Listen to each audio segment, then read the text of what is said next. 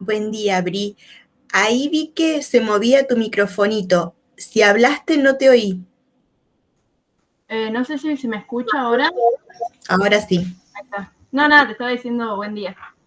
Buen día, ¿cómo estás? Todo tranquilo. ¿Vos? Eh, bien. Es una semana en donde, además de las tareas de toda la semana, hay finales. Sí. Entonces es como que estoy con muchísimas cuestiones. Hoy termino la clase con ustedes y hay un final. Y ya tuve un final el lunes. Entonces son los finales cuando están cursando es un ni hablar, es una complicación. Pero bueno, Bueno, ¿y ustedes? bien, yo traté de sacar una materia, rendir un final, pero no me fue tan bien, así que bueno, la tengo que volver a preparar. Y después de Bueno, eso, sí, hay que tener paciencia porque viste que los finales es la materia completa, es el programa completo. sí. Entonces, a veces una piensa, viste, que estudió todo y le hace falta una vuelta de rosca, entonces a veces, y tener todo estudiado, porque uno dice por ahí, una dice, ese tema me quedó sin ver y por ahí no me lo toman, o casualidad toman un tema integrador en donde ese tema está, entonces, bueno, es, eh, una aprende a rendir finales. Sí, Eh, eso es verdad. es difícil. Así que bueno, con paciencia, a ver todos los detalles que faltan. Y sí, volver a repasar y volver a prepararla, no queda otra.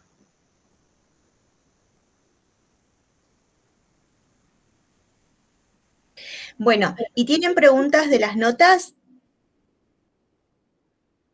Yo, profe, te quería preguntar, no sobre la nota, voy a rendir el recuperatorio para ver si puedo subir la nota, y te iba a preguntar si al final íbamos a hacer las tareas para entregar que nos habías dicho, o si vamos a tener que rendir el segundo parcial.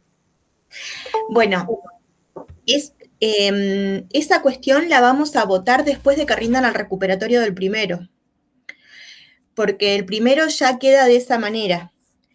Y después de la fecha del recuperatorio del primero, si ustedes votan de continuar de la otra manera, cambiamos. Y empiezan a preparar tareas y todas esas cuestiones, Bueno, hasta el profe, final del cuatrimestre. bueno, Y bueno, vamos a tener en cuenta la asistencia, las quiz, y vamos a armar un pack con todo. Pero primero tienen que rendir el recuperatorio del primero, para saber con quiénes seguimos.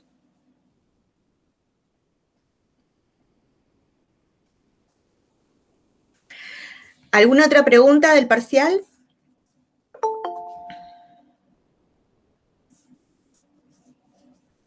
¿Pudieron ver la calificación, la corrección?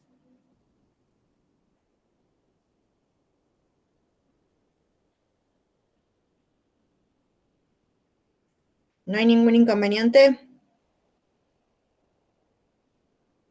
A ver, que miro acá el chat. Buenos días, gente.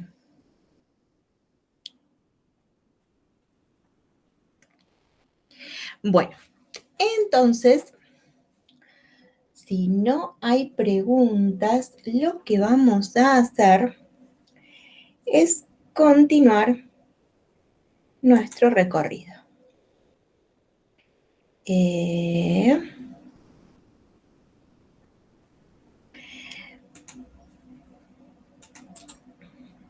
¿Cómo le fue hoy con Víctor?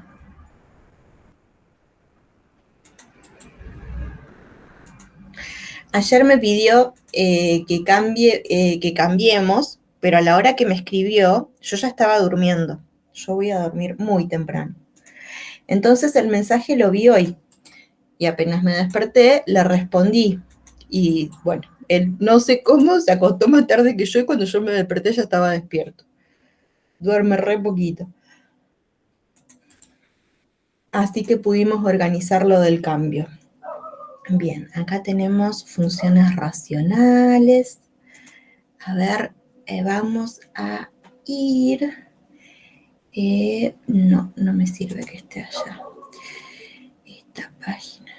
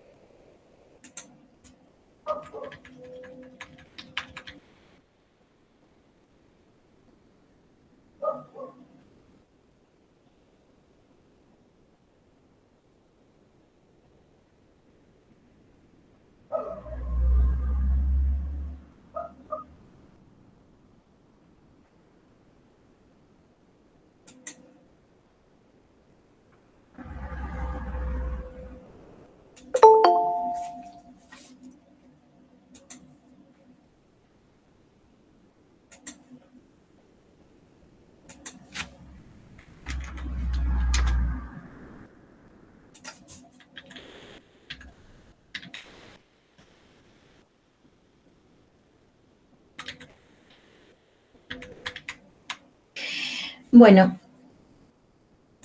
ustedes han empezado o han leído lo de esta semana y resulta que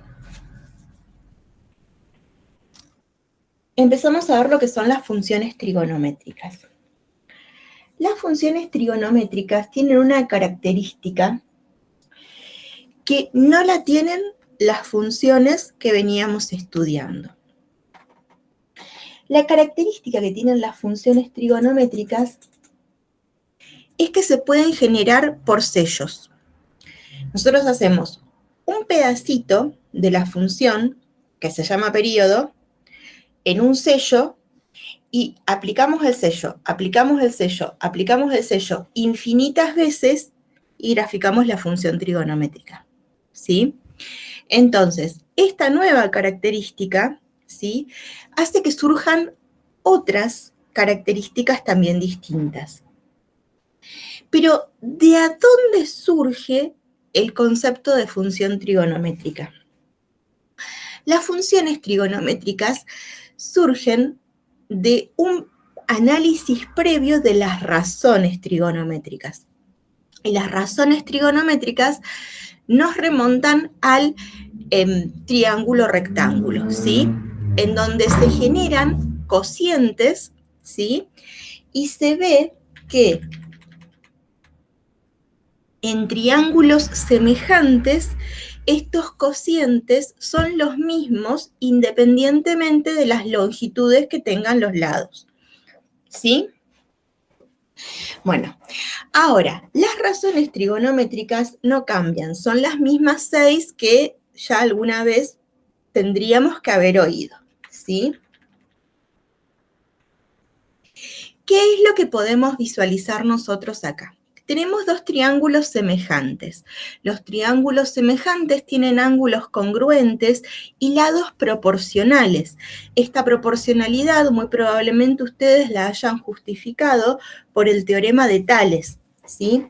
Si nosotros vemos en esta forma en que están ubicados estos mismos dos triángulos semejantes, acá tenemos dos segmentos que pertenecen a rectas paralelas, y acá tenemos un par de rectas incidentes en A, ¿sí? En A o A'. ¿Bien?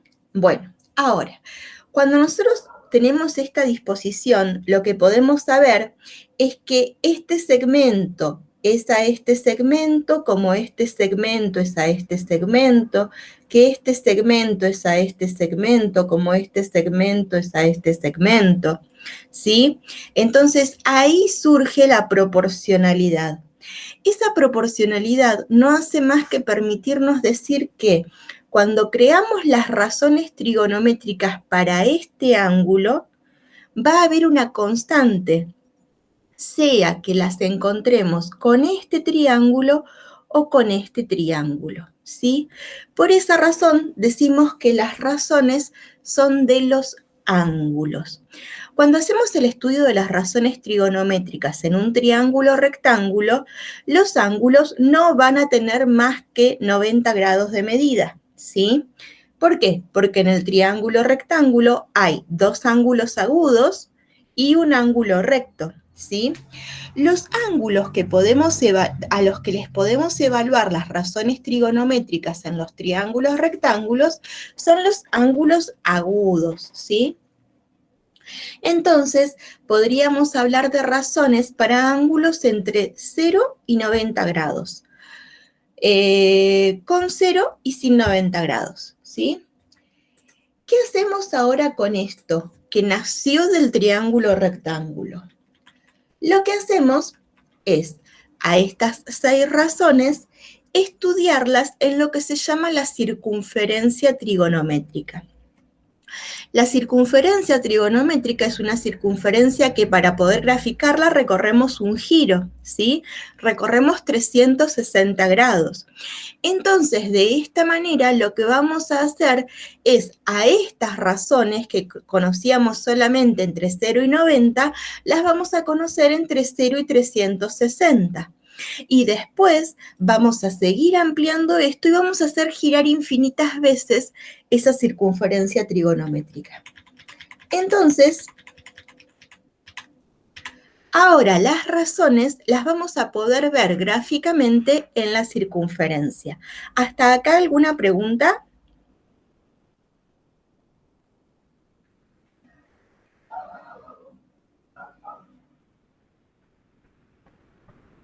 ¿No?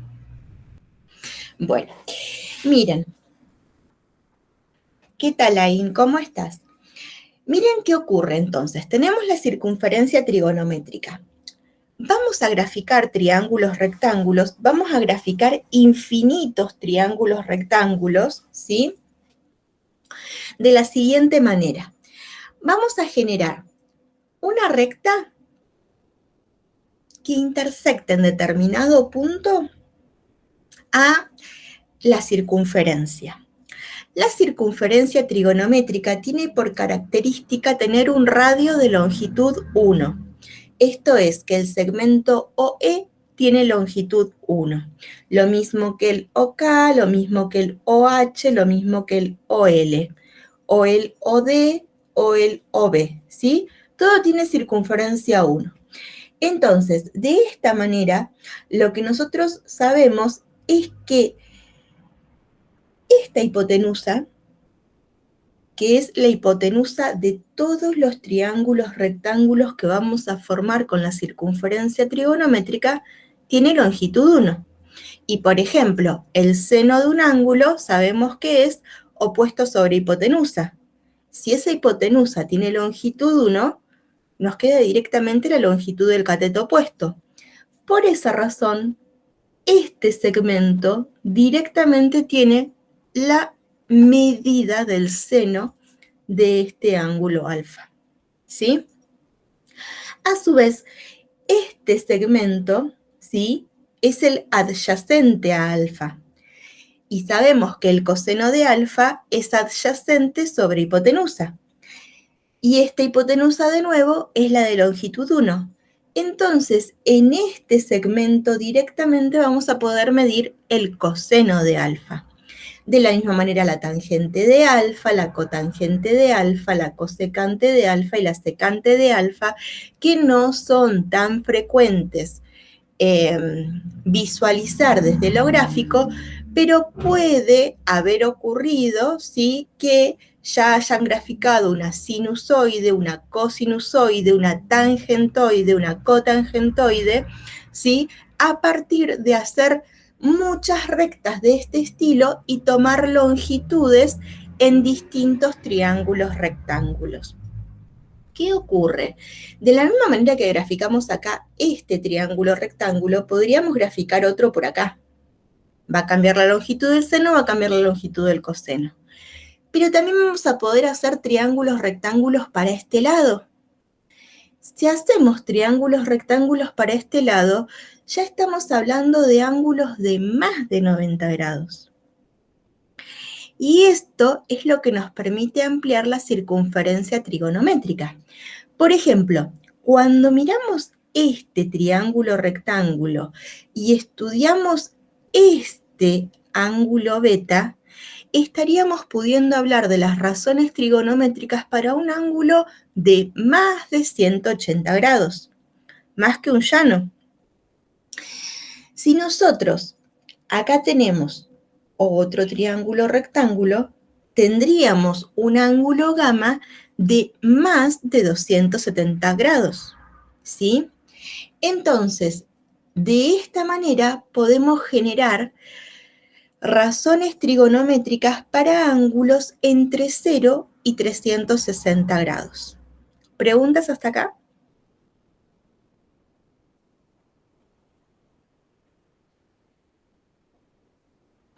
Bueno, no, profe. Bueno, Gastón, buenísimo. Si tienen preguntas, me hacen stop y me preguntan, ¿eh? No hay inconveniente. Bueno, a ver. Si nosotras y nosotros hacemos girar más de una vez todo esto, tenemos hasta 720 grados. Si la hacemos girar así, tenemos para ángulos negativos, ¿sí? Entonces, lo que terminamos produciendo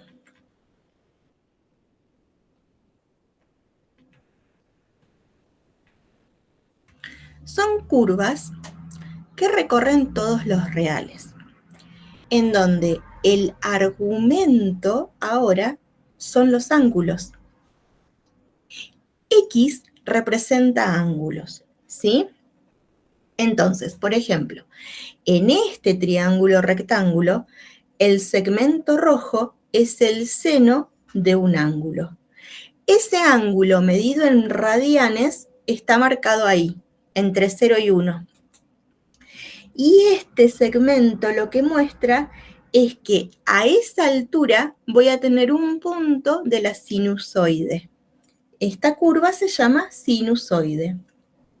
Ahora, cuando hago girar esto, 2pi radian después, vuelvo a tener esa altura, ¿sí?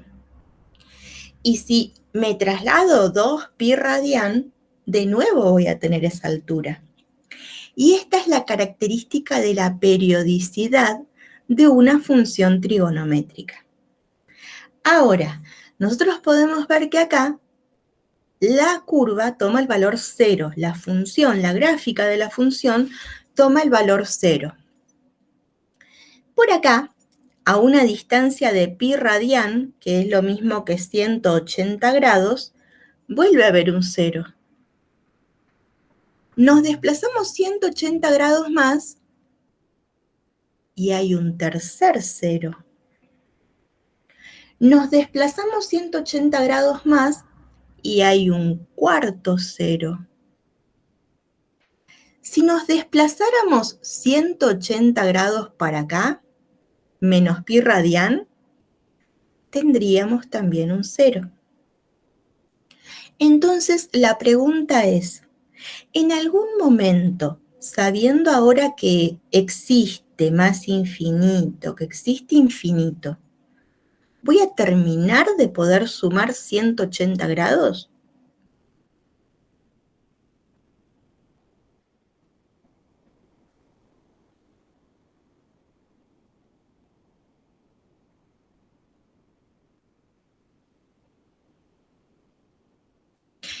Bien, nosotras y nosotros ahora ya sabemos que existen los infinitos, ¿sí?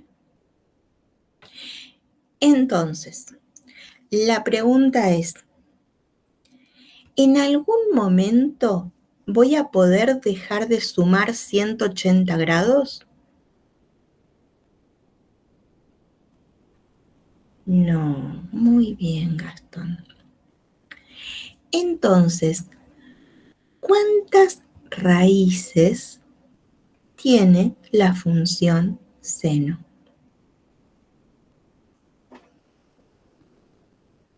Infinitas. Y esto es nuevo. ¿Por qué? Porque nosotros, ¿qué decíamos? Bueno, tenemos una función lineal. Cuanto mucho tendrá una raíz, ¿sí? ¿Por qué? Y porque si es la constante y igual a 13, esa no intersecta el eje X, ¿sí? Pero si es la recta y igual a X, tiene una raíz, ¿sí?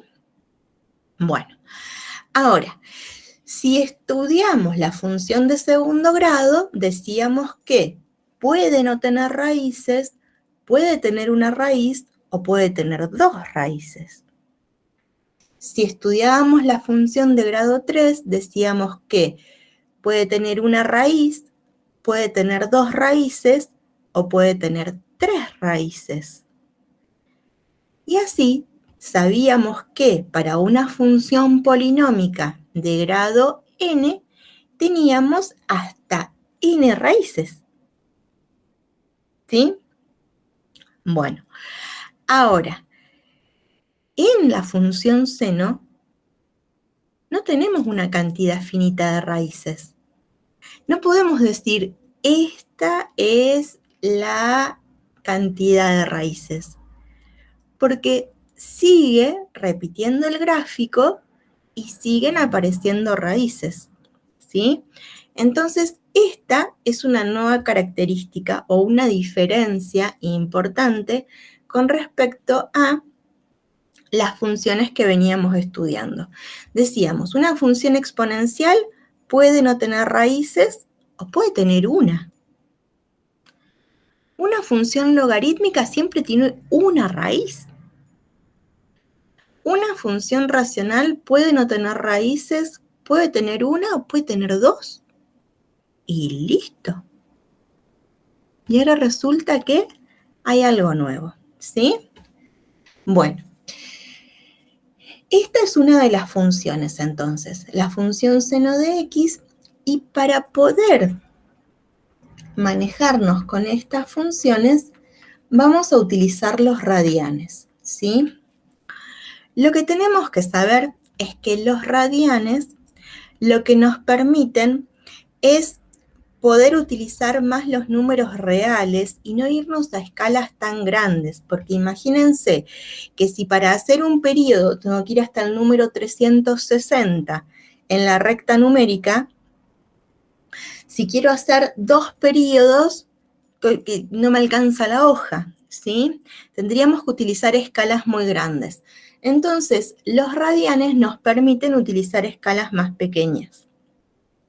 ¿Por qué? Y porque un radián es aproximadamente 3 enteros 14 centésimas, ¿sí? Entonces, para esto utilizamos esta conversión. En cada radián tenemos el equivalente a un llano, ¿sí? Es decir, 180 grados. Y después, por regla de 3, ¿sí? Se puede, regla de 3 simple, se puede, ¿cómo es que se llama? Hacer la conversión, ¿sí? De radianes a grados o de grados a radianes.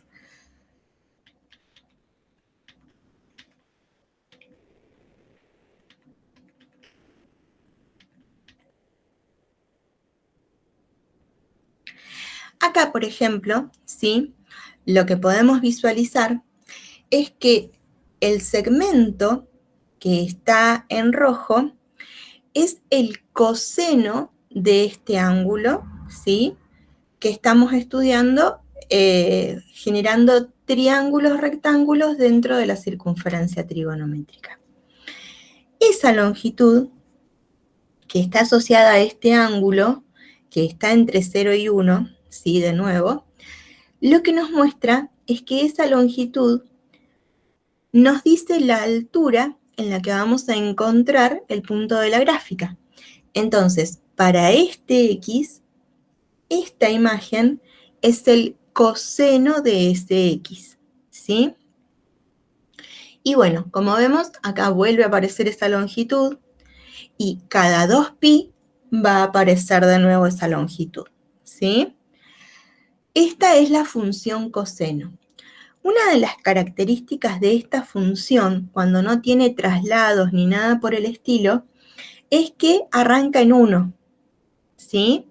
Entonces, para el argumento de 0 radianes, el coseno de 0 es igual a 1, ¿sí? No es como la función seno que arranca de 0. Otra cuestión que podemos ver es que si esta función la desplazamos pi medios, ¿sí? Lo que hacemos es graficar la función seno. Es decir, que un traslado horizontal nos permite con la función seno graficar la función coseno y con la función coseno graficar la función seno. ¿Sí? Son casi idénticas. La diferencia es a dónde empieza. Y son idénticas con una diferencia de un ángulo recto. ¿Sí?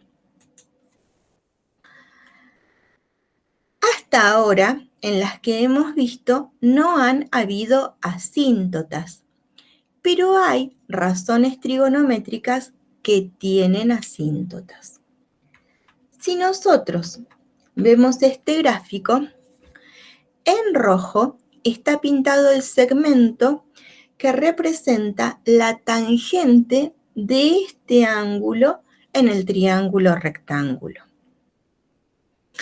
Lo que ocurre es que cuando trasladamos después de 90 grados, vuelve a aparecer esa misma tangente, pero más cerquita de lo que vuelve a aparecer el seno o el coseno. ¿Qué quiere decir esto? Acá tenemos esa longitud, ¿sí? A una distancia de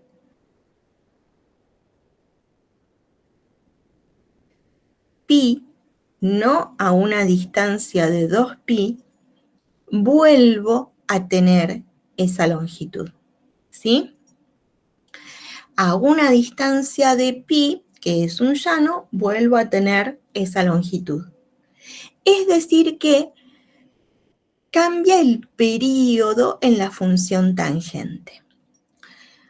Una de las características que tiene la función tangente es que, entonces, si nosotros nos situamos acá, que sería pi, en pi tenemos una asíntota vertical, arriba y abajo, ¿sí? Cuando nos trasladamos hasta acá, que son 2pi, es decir, que nos desplazamos solamente pi unidades, vuelve a haber una asíntota vertical. Nos desplazamos pi, vuelve a haber una asíntota vertical. Entonces ahora nos encontramos por primera vez con una función que tiene una cantidad finita de asíntotas.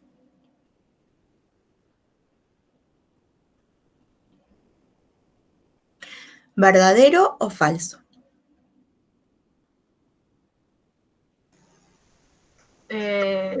Bueno, pues se lo dijo ahí Gastón. Sí, iba a decir lo mismo. ¿Ibas a decir lo mismo? Sí, yo... Una pregunta. ¿Viste que dijiste pi distancia y pi distancia es un llano? Pi radian es igual, tiene la misma medida que un llano. Ok. Sí, cuando decimos pi radian estamos hablando de 180 grados. Exactamente lo mismo. Lo único que cambiamos es el sistema de medición.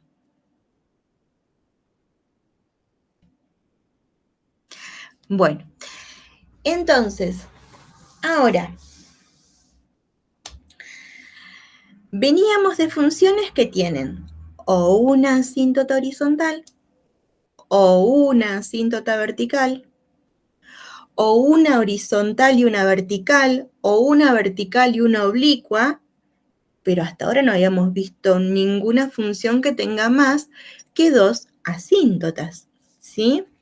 Y bueno, esta cambia bastante, porque tiene infinitas asíntotas, que es lo que ustedes me corrigieron recién. Bueno, esa es la tangente. De la misma manera se puede generar la cosecante, ¿sí? Utilizando las longitudes que aparecen en la circunferencia trigonométrica en los lugares que estuvimos viendo en ese gráfico al principio. Entonces, tenemos la cosecante. Esta es la función secante que es también trasladable y con la cosecante generamos la secante y con la secante generamos la cosecante. Y esta es la cotangente, que con esta, trasladándola, no generamos la tangente.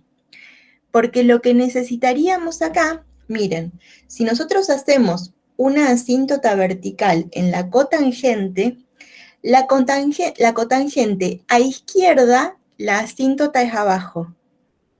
Y a derecha, la asíntota es arriba. En cambio, en la tangente,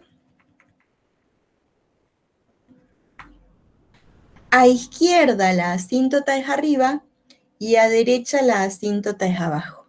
¿Sí?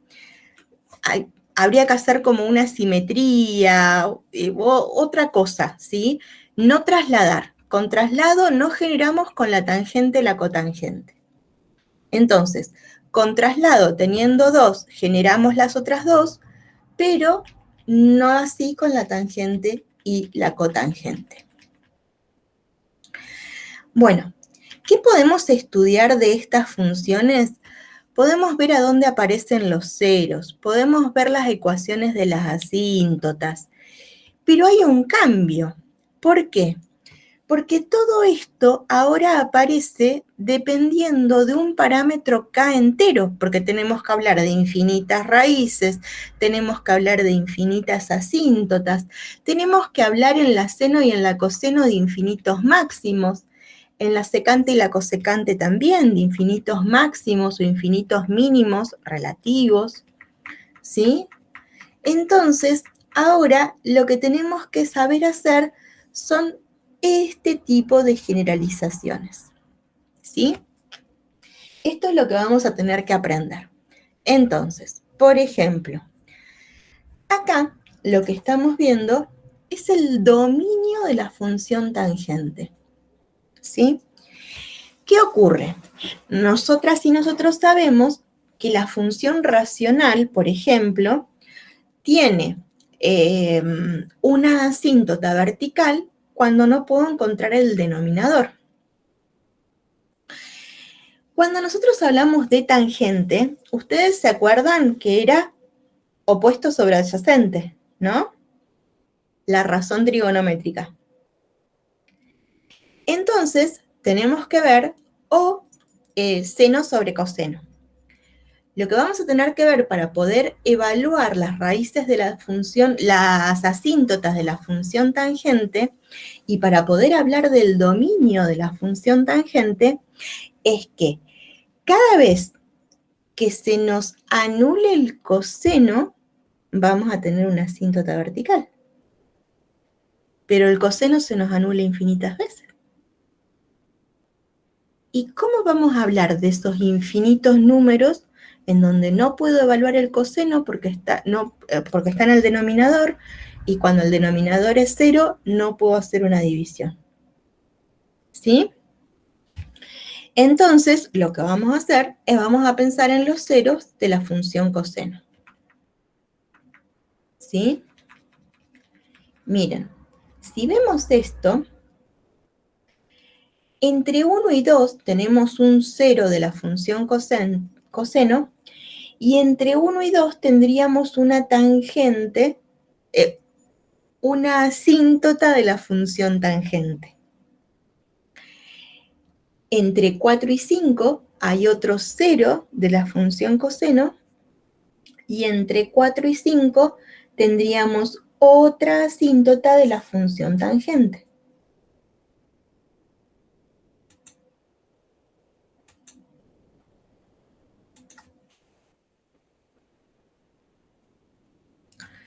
¿Me siguen hasta ahí?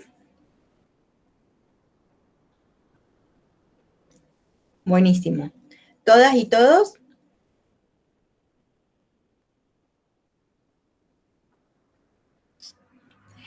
Bueno, entonces, entre 7 y 8 tenemos otro 0, y entre 7 y 8 hay otra asíntota vertical. Ahora, ¿sí? La función coseno la miramos acá.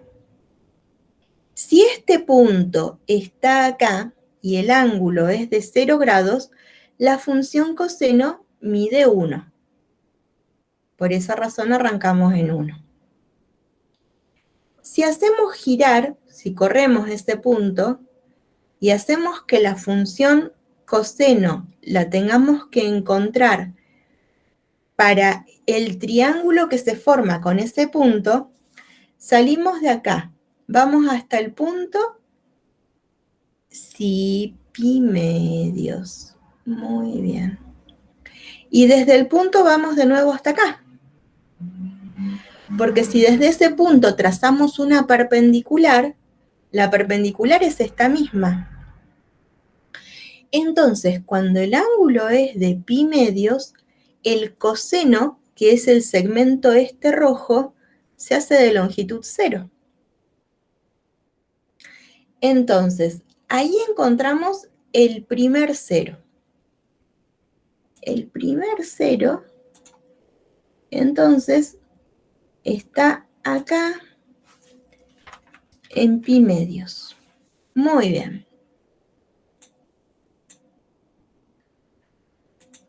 Bueno, ahora, sigamos girando nuestro punto para formar triángulos rectángulos.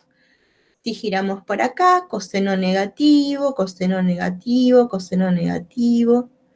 Ahí coseno igual a menos 1. Coseno negativo, coseno negativo, coseno negativo. ¿Y acá qué pasa? En 270 grados o 3 medios pi.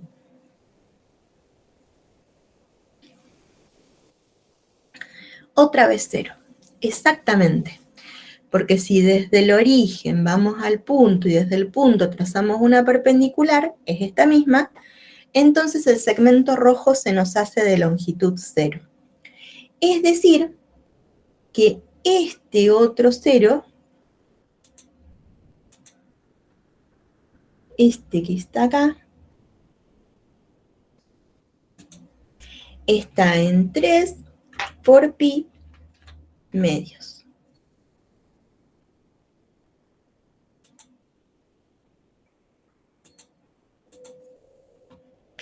Entonces, ahora,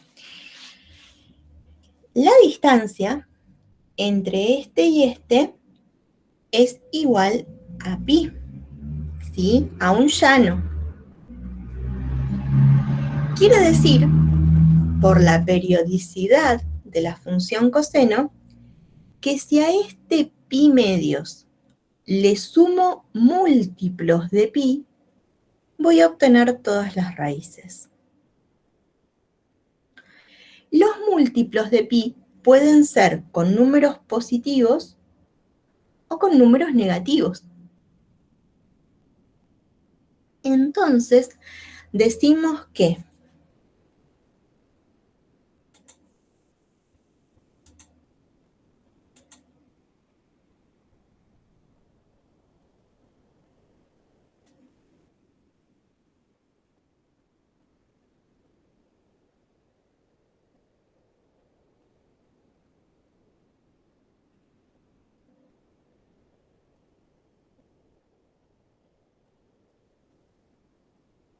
esperen que se saturó la PC.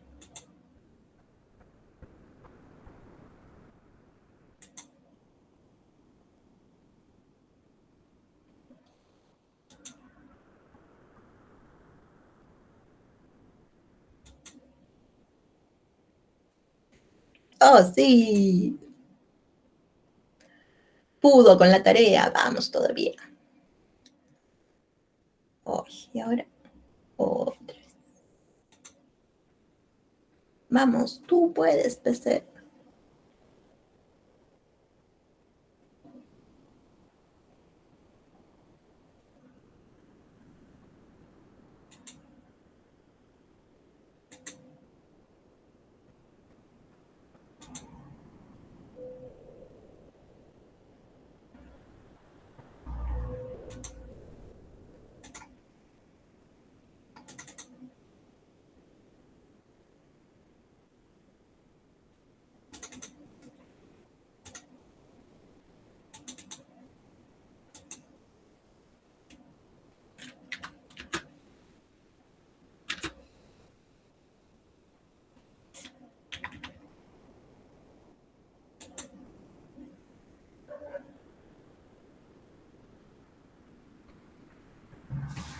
Entonces, estamos estudiando la función coseno de x, ¿sí?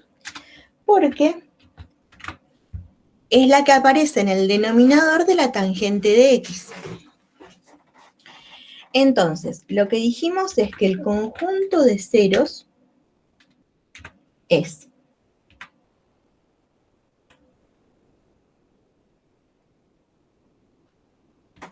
un conjunto de valores de x que pertenecen al dominio de la función que verifican ser iguales a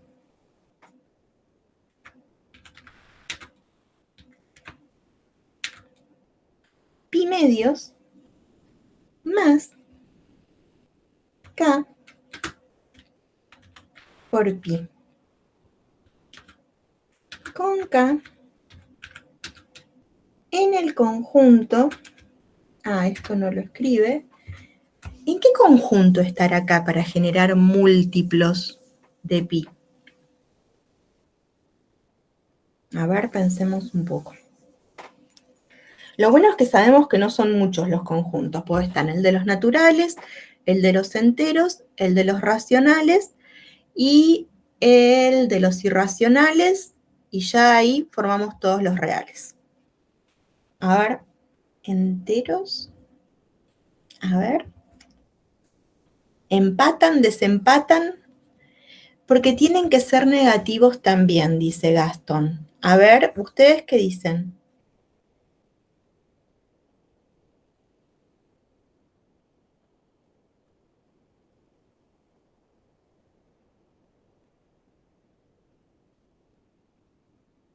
¿Están de acuerdo o no están de acuerdo? Gastón dice que ahí, a donde yo no escribí nada, son estos. Así. Ahí podemos multiplicar por 1, por 2, por 3, por menos 1, por menos 2, por menos 3.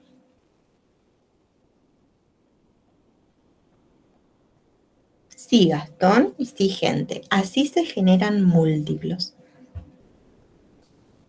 Con un k entero. Muy bien. Entonces, ahí hablamos del conjunto de ceros de la función coseno, ¿sí? Si ustedes observan, esto que nosotros tenemos escrito acá, son entonces los valores que no pueden pertenecer al dominio de la función tangente. Pero ustedes lo que tienen que poder ver es que esto lo podemos escribir de otra manera. ¿Por qué? Porque si a un medio,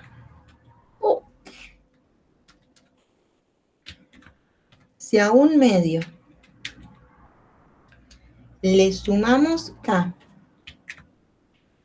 y a esto lo multiplicamos por pi, lo único que hice fue sacar factor común pi. Y si a esta suma la escribo con denominador común 2 y acá escribo 1 más 2k,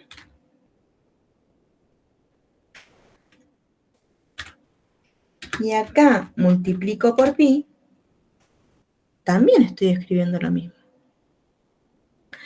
Es decir que con distintas simbolizaciones podemos hablar del mismo conjunto de ceros, ¿sí?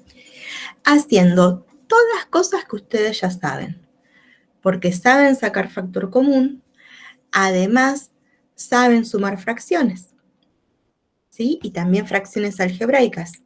Entonces, ustedes tienen que solamente saber que todas estas cuestiones que ustedes ya conocen pueden aparecer de esta manera, ¿sí? Bueno, entonces encontramos algo nuevo, ¿sí? Una nueva forma de escribir un conjunto infinito de ceros, que no son infinitos como los reales, ¿sí? Porque hay menos, pero son infinitos, ¿sí? Bueno, entonces, ahora, estos son los valores que aparecen acá. Este es el conjunto que aparece acá, que se lo estoy restando al conjunto de los reales para poder generar el dominio de la función tangente. ¿Sí?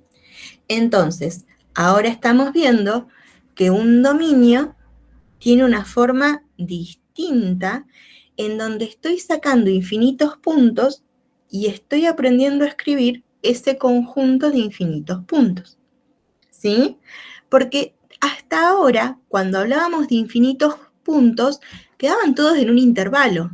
Tenía que abrir paréntesis, o abrir corchete, cerrar paréntesis, o cerrar corchete, y ahí decía que en ese pedazo de recta habían infinitos puntos. Pero ahora son infinitos puntos aislados. Tengo que sacar este, después tengo que sacar este, después tengo que sacar este, ¿sí? Y no podría detallarlos todos porque es un conjunto infinito, no podría escribirlos uno por uno, ¿sí?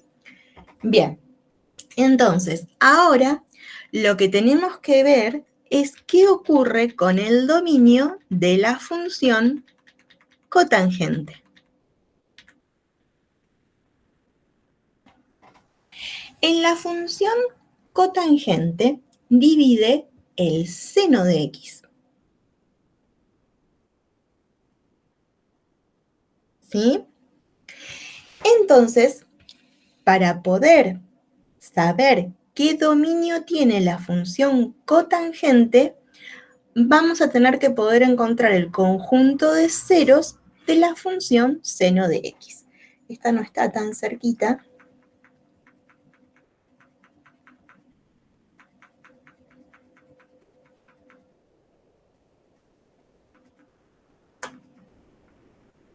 Acá. En esta. Entonces, la función seno de x por dominio tiene todos los reales. Es re bonita en ese aspecto, ¿sí? Pero lo que tenemos que conocer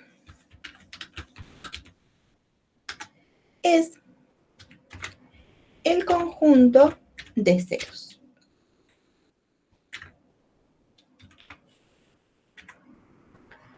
Son los x o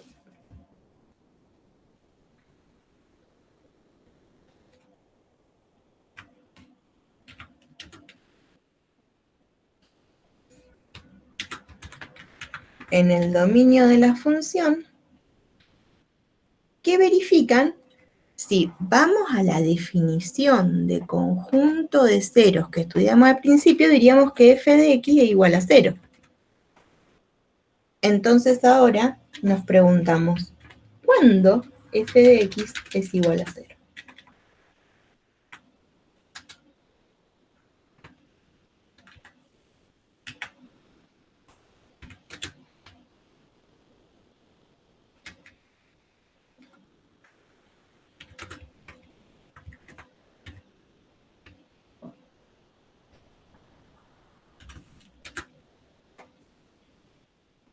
Entonces vamos a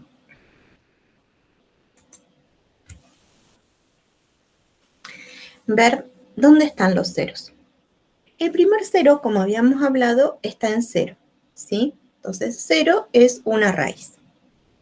Ahora, crece, decrece, y ahí tenemos otra raíz. Decrece, crece, otra raíz. Crece, decrece otra raíz, decrece, crece otra raíz, ¿sí? Y así indefinidamente. Gastón propone los múltiplos de pi.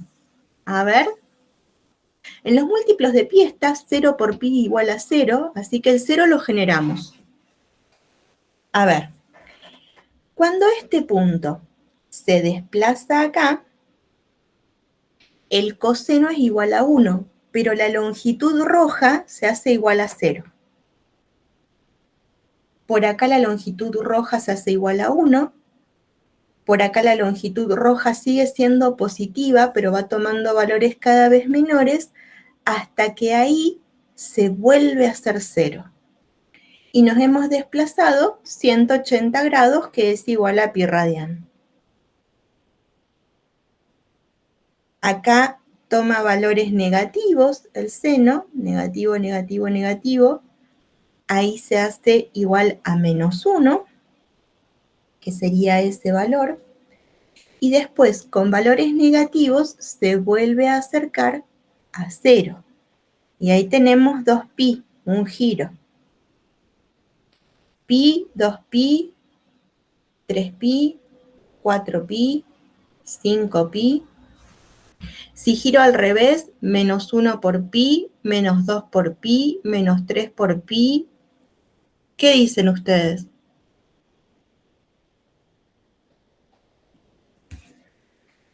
¿Apoyan a Gastón?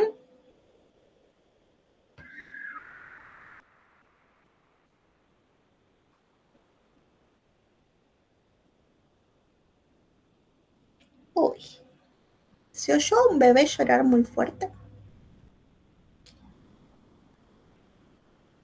Entonces, Gastón lo que dice es que tienen que ser igual acá por pi. Con K un número entero.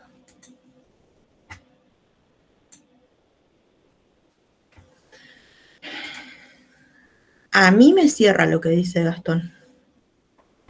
Pero entonces, si armamos el conjunto de ceros como dice Gastón, y nadie se opone, lo que podemos ver es que ese es el conjunto que vamos a tener que sacar del dominio. Entonces, ahora hablamos del dominio de la función cotangente de x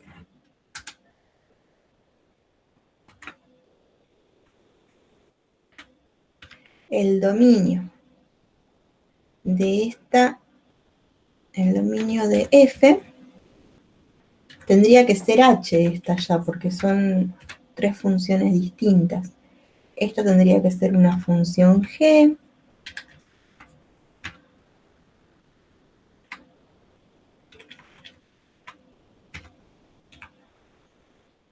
y esta la vamos a dejar como f. Entonces, el dominio de la función h va a estar formado por casi todos los números reales. Podríamos decir que es el conjunto de los reales menos, le vamos a poner este conjunto de ceros de la función seno.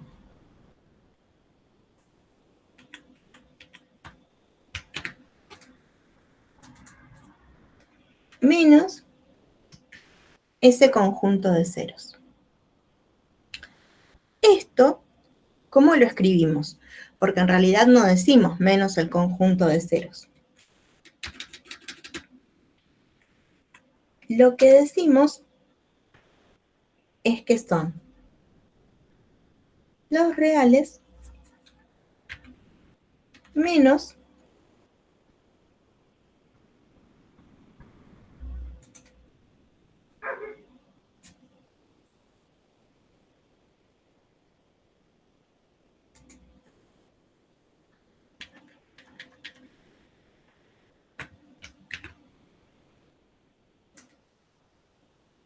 Profe, ¿sería todos los reales menos los múltiplos de pi? en palabras, sí.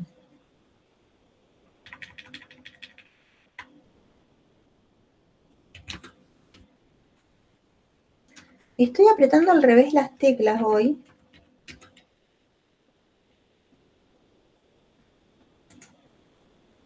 Me pasó más de una vez. Entonces, en palabras, decimos que el dominio de la función cotangente es el de los reales menos los múltiplos de pi. Así. ¿Sí? Bueno, lo que vamos a hacer ahora es ver un poquito cómo vienen todos con una quizzes. Este tema se estudia teóricamente, ¿sí? Ustedes tienen que poder manejar todas las cosas que nosotros y nosotras vamos viendo en el teórico, ¿sí? ¿Por qué?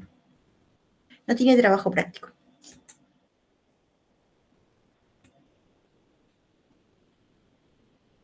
No.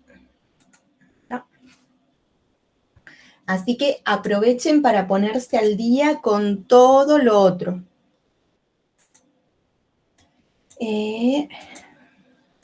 Esperen que estoy viendo un poquito. Porque tengo un terrible zoom. De las clases me quedan a veces unos zoom. Reales, suma y resta.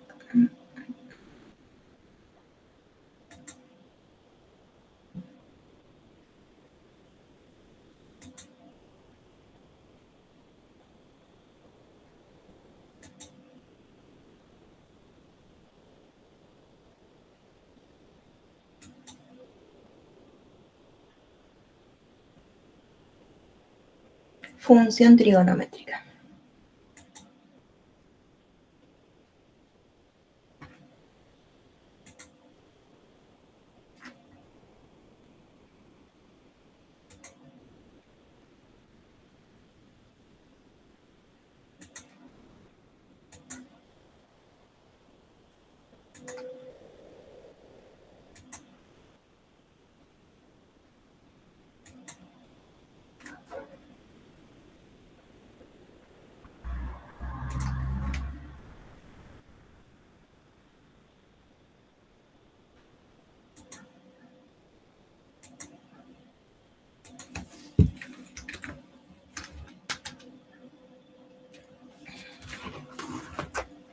A ver cómo vamos.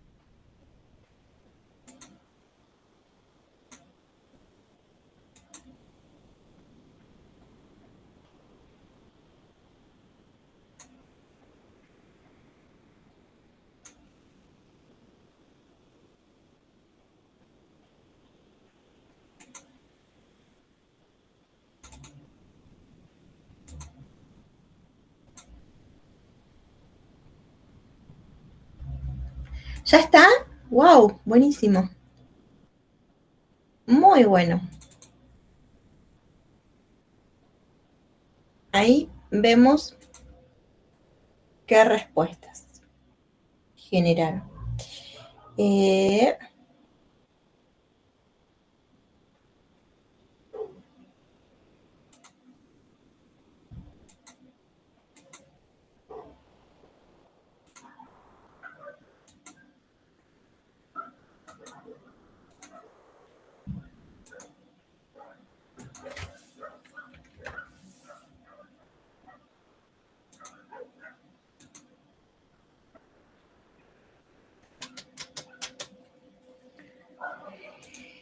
a ver,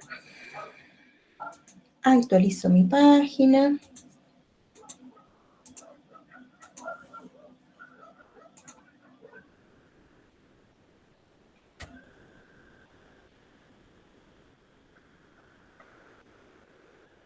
Tengo gente que todavía está respondiendo, Bri, esperemos un poquito. Esperemos un poquitito más. Dejemos que respondan.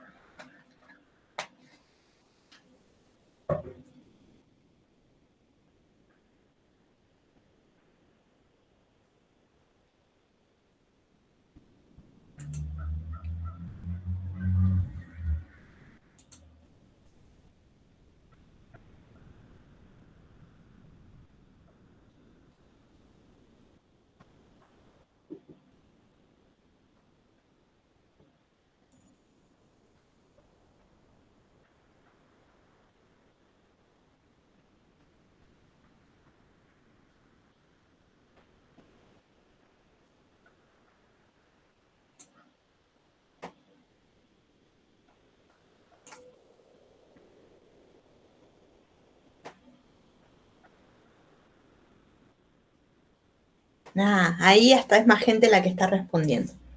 Esperemos un poquitín.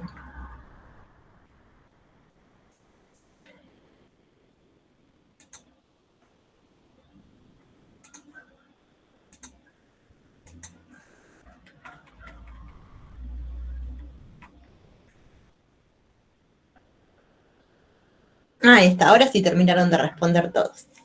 Ahí me gustó.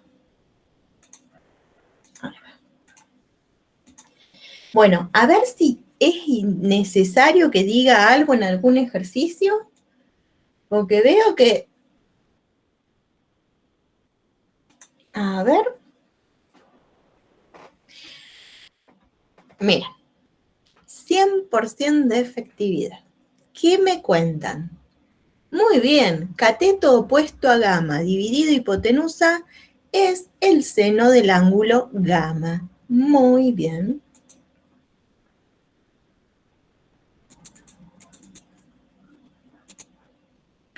Cateto adyacente a gamma dividido en la hipotenusa es el coseno de gamma. Muy bien.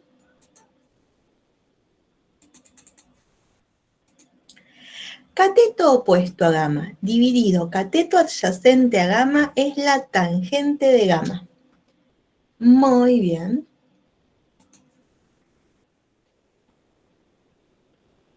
A revisar la primera y la segunda página del teórico de trigonométrica, muy poquita gente, pero a revisarlo.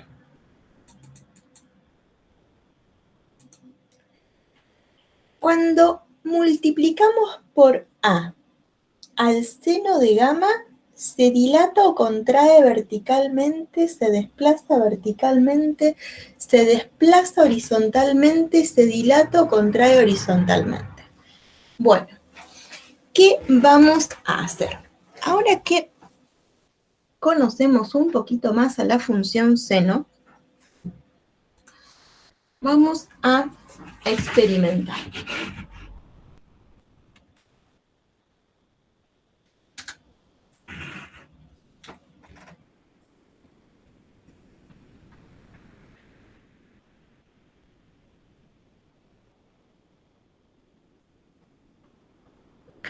Entonces,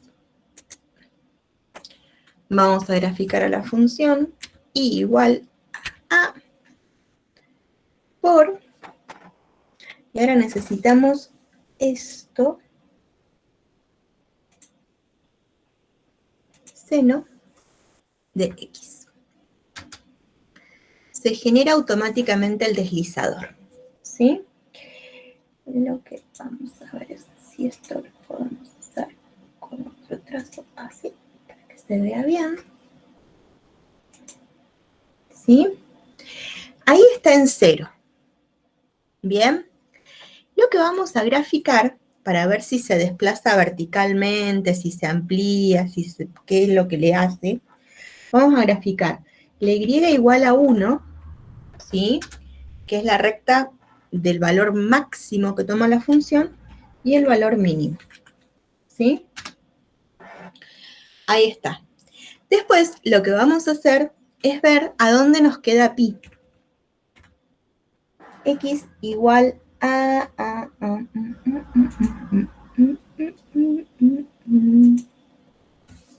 pi.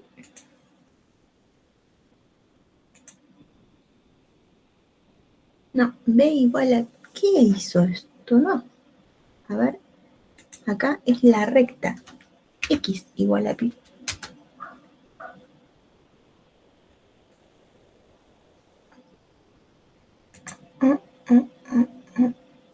Esta no.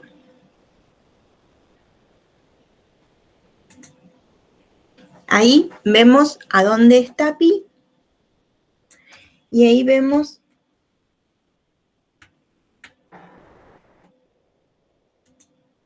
la otra recta.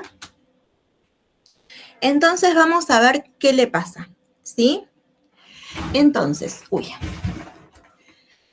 vamos a hacer que se desplace A. Por ejemplo, ahí A tiene un valor casi de 2. 3, 4, 5. Se da vuelta.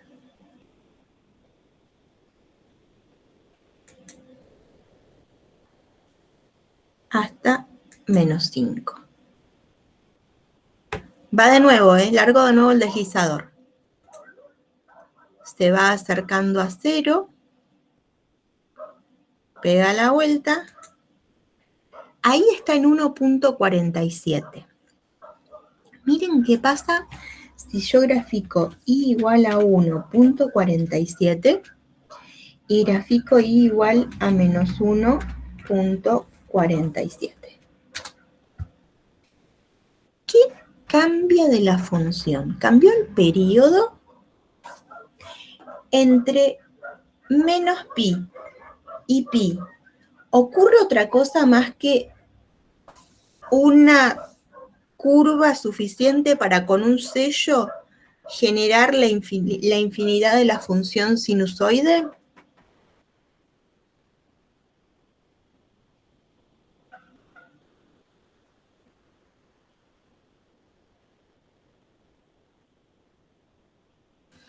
A ver.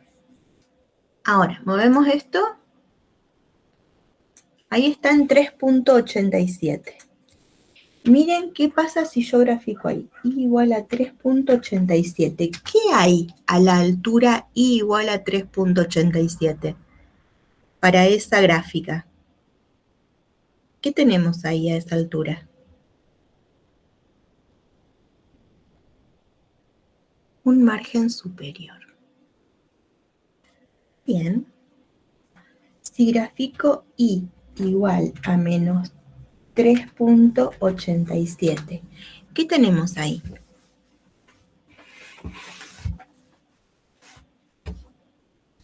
A esta altura.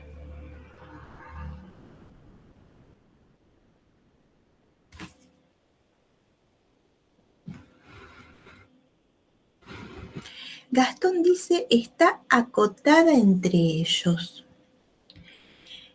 Lo que Gastón nos está diciendo es que la función no toma un valor mayor que 3.87 y tampoco toma un valor menor que menos 3.87. Todas sus imágenes toman un valor entre menos 3.87 y 3.87. Mi pregunta es, ¿qué imagen tiene esta función?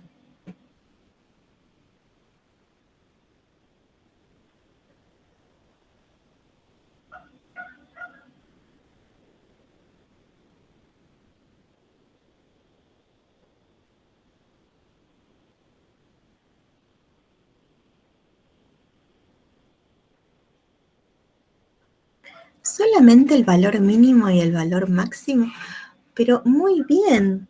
A ver, toma un valor mínimo, que es menos 3.87, es el menor de todos los valores, entonces tenemos un mínimo absoluto en menos 3.87. En 3.87 tenemos un valor máximo, es el máximo de todos los valores, y ahí tenemos un máximo absoluto, no hay otro más grande. Entonces, es cierto que tenemos un valor mínimo y un valor máximo. Ahora, lo que tenemos que tener en cuenta es que entre estos valores mínimo y máximo se toman todos los valores. Entonces, podemos decir que para la función imagen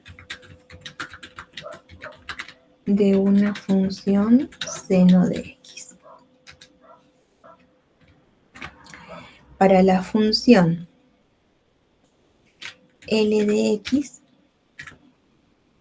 igual a 3.87 por seno de x, ¿sí?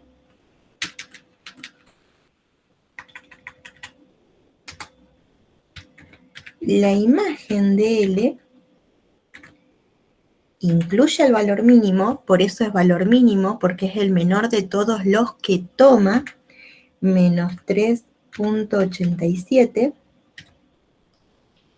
hasta el valor máximo, 3.87, que también es un valor que toma, por esa razón es máximo.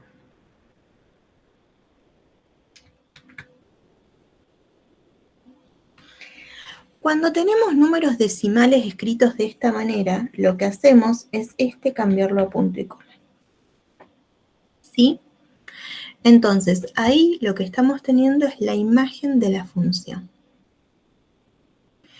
Ahora, nosotros podemos decir que estamos hablando de una función m de x igual a por seno de x.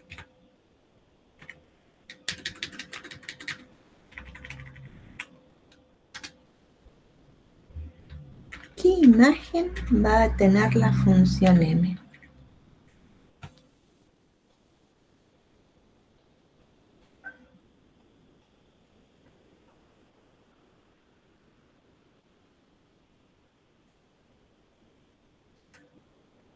Miren, estamos acá.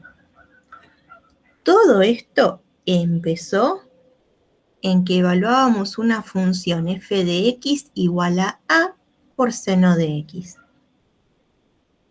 Lo que hicimos es que ese a sea un deslizador, sea variable, ¿sí? Entonces,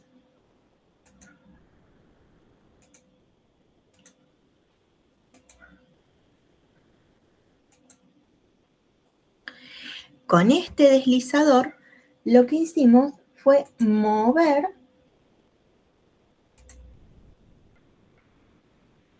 a esta función.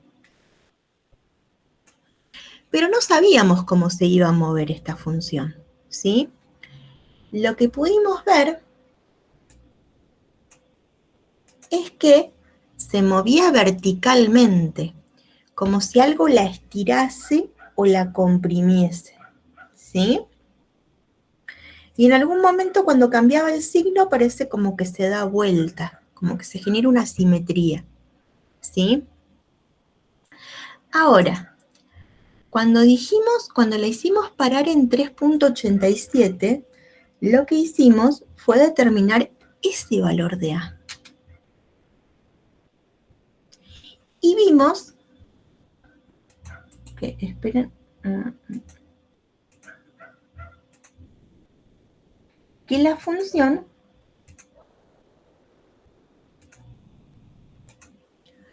no tomaba un valor más grande que ese A. Si en vez de este A es este, se genera una simetría respecto del eje horizontal. Pero no toma valores menores que A, ni toma valores mayores que el valor absoluto de A. ¿Habría una manera de hablar de la imagen de las funciones A por X? Nosotros sabemos que este A toma como valor máximo el 5. Ese es el valor máximo. Y como valor mínimo, el menos 5.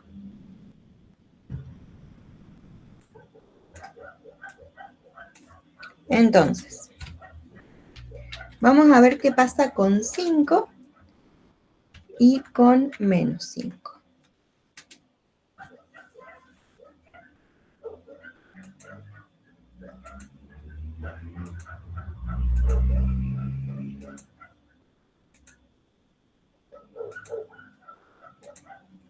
¿Sí? Ahí es cuando es 5 o menos 5. ¿Ven?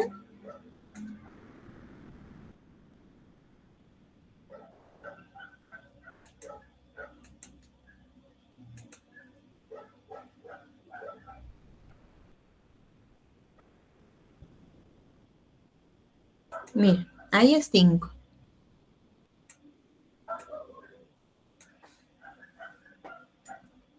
¿Qué imagen tiene cuando A es 5?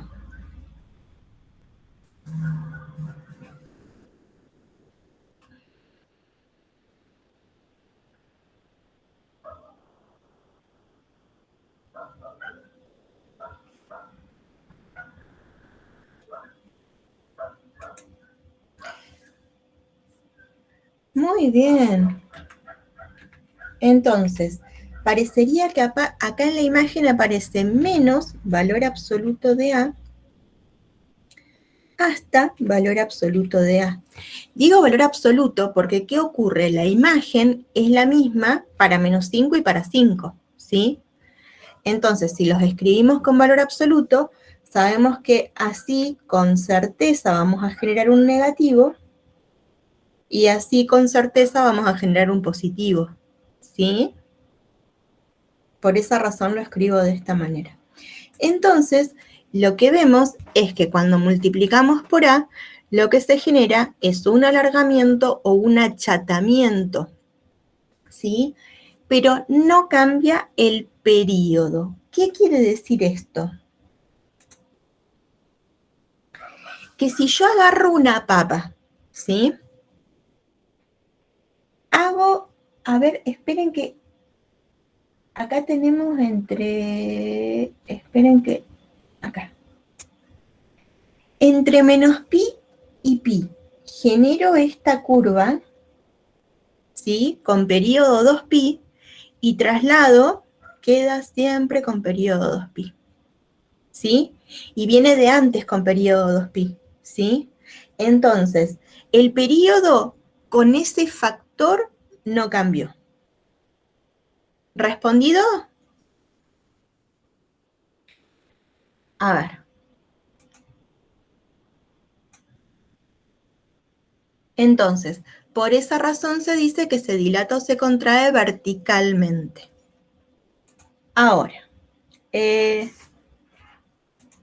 vamos a ver qué pasa con esto. Acá el deslizador está en otro lugar. Se dice que el deslizador es un factor en el argumento. Vamos a ver qué pasa. Vamos a abrir otro GeoGebra.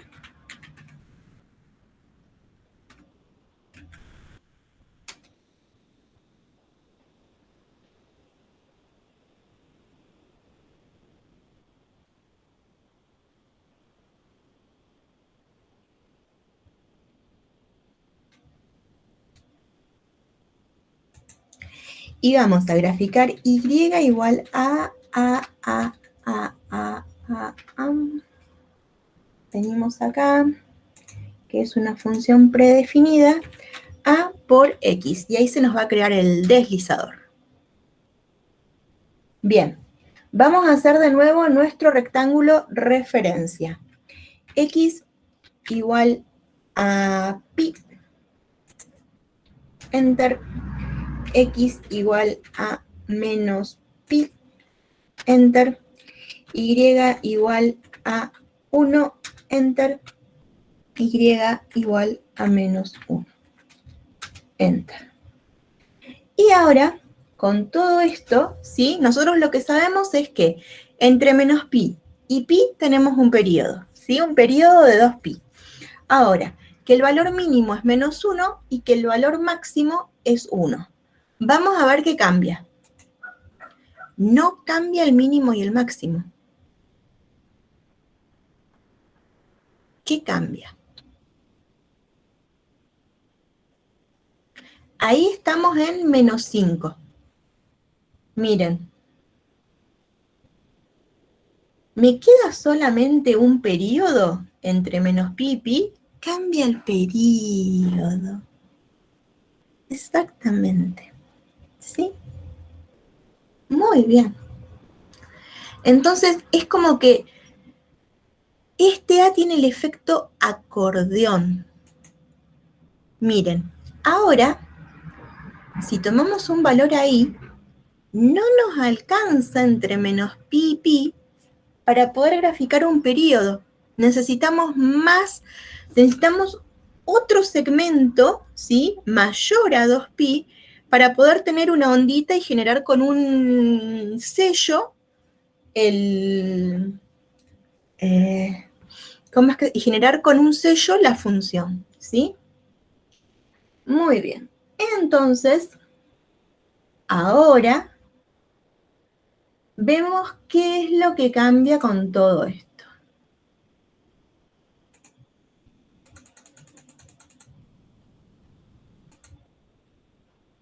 Entonces, ¿se dilata o contrae verticalmente? No, verticalmente no le pasó nada. ¿Se desplaza verticalmente? ¿Se desplaza para arriba o para abajo? No, yo no vi que se mueva de entre menos 1 y 1. ¿Se desplaza así en bloque horizontalmente? Tampoco. ¿Se dilata o contrae horizontalmente? Sí, tiene el efecto acordeón. ¿Se contrae o se dilata? Es decir que un numerito que multiplique a x en el argumento nos va a cambiar, como dice Gastón, el periodo. ¿Sí? Bueno, con esto vamos cerrando, ¿sí? La próxima clase retomamos. No olviden hacer todas las actividades, poner todas las tareas al día, aprovechen, y esto a estudiarlo bien porque es así, yo tengo una duda que no tiene que ver con esto. Dígame, Gastón, a ver usted que sabe tanto, ¿qué duda tiene?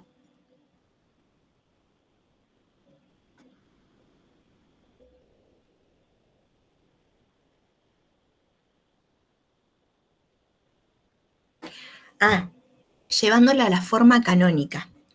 Entonces, vos lo que haces es dividir polinomios. Al polinomio que está en el numerador, lo dividís en el que está en el denominador, ¿sí? Podés utilizar la división de la L o la división de Ruffini, y entonces te aparece una función lineal adelante, ¿sí? Que no está formando parte de la división. Esa función lineal que te queda adelante, que es el cociente de la división, es la asíntota oblicua. Vos tenés que poder escribir, podés utilizar otro recurso, ¿sí? Mirá, a ver, ¿a dónde está el PDF? Oh, lo cerré. Mirá, hay algunos vericuetos que se pueden hacer.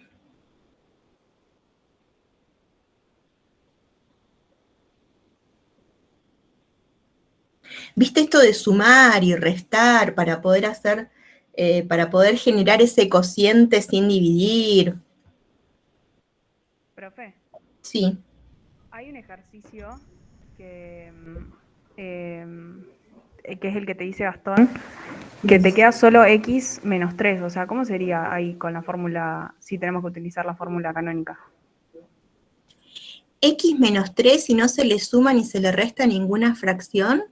Claro, porque te da ponerle el ejercicio y yo ponele hice Bhaskara y abajo te queda un resultado. No sé si se entendió.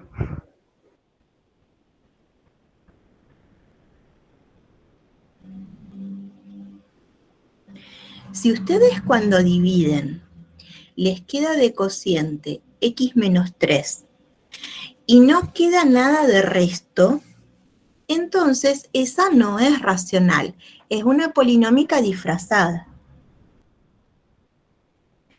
Pero si les queda X menos 3 de cociente y les queda un resto distinto de 0, y igual a X menos 3 es la asíntota oblicua. Y al resto lo dividen entre el divisor con el que venían dividiendo.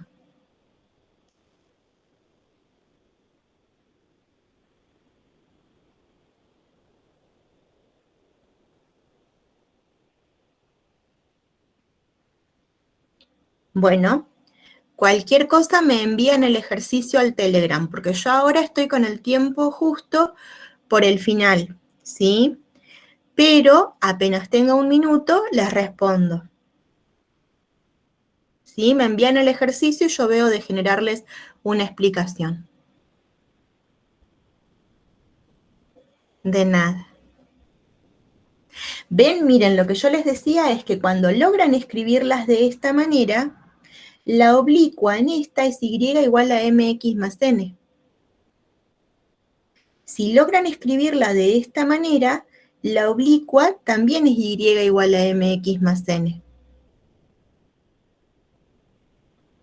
Ahora, ¿cómo surge esta oblicua si está escrito de esta manera? Una de las formas es haciendo la división de polinomios.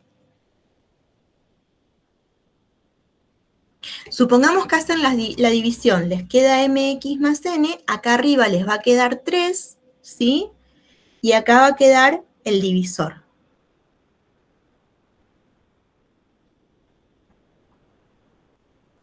O supónganse que el resto es igual a 3, acá les queda 3 y acá les queda el divisor. Pero este es el cociente en los dos estilos que pueden obtener.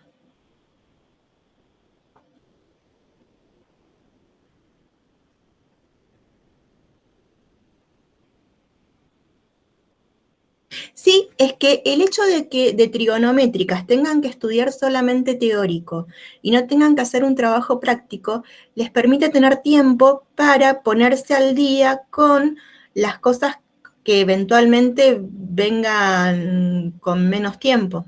¿Mm?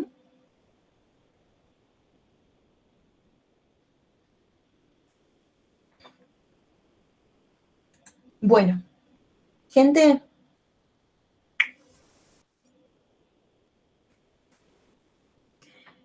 seguimos comunicadas y comunicados. Nos vemos. Chao, Agustina. Chao, Antonella. Chao, Jaco.